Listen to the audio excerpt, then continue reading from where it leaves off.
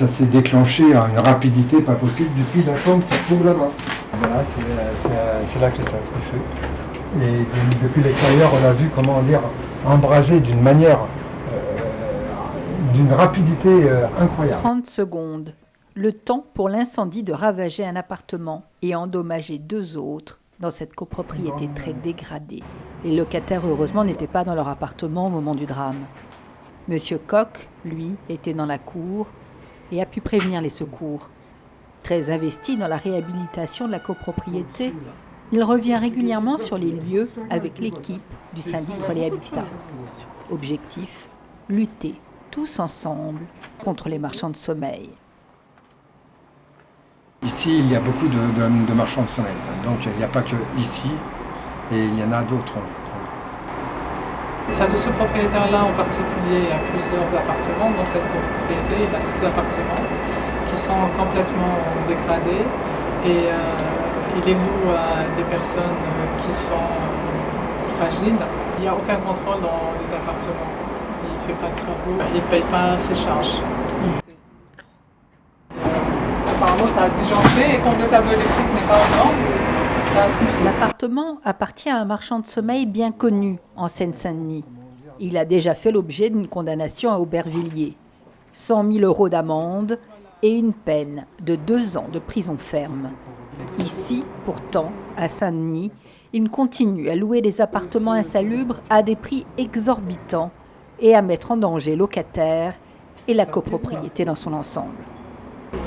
La lutte contre les marchands de sommeil est au cœur de la démarche du syndic Relais Habitat. L'équipe organise une veille technique, des visites régulières dans les parties privatives et réalise des diagnostics relevant les infractions au code de la santé et de la construction. La responsable du syndic est venue sur place après l'incendie. L'occasion de constater des infractions supplémentaires commises par ce même marchand de sommeil. Ici, un raccordement anarchique à la descente des eaux pluviales, à l'origine d'engorgements qui coûtent cher à la copropriété. Je vais faire un courrier, je vais dire ça. Oui, j'ai vu. Ah, c'est indicatif, mais là, il faudra qu'on... Réellement, quand le... On avait quand même envoyé l'article de journal et à la ville pour montrer que déjà la ville d'à côté avait fait condamner ce copropriétaire-là. Mais on s'est vu répondre que c'est aux personnes de faire le nécessaire. On ne voit pas pourquoi on ne répond pas à un signalement.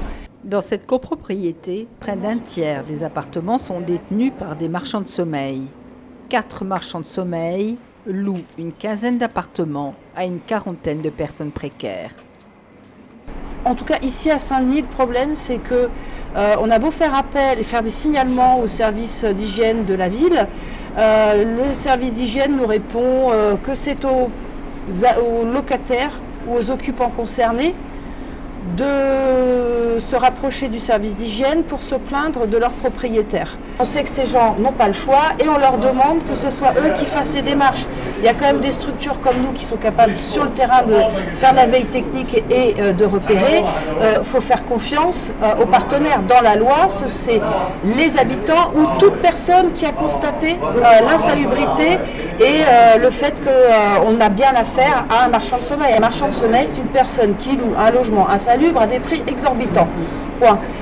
Les victimes des marchands de sommeil ne connaissent ni leurs droits ni leurs devoirs de locataires.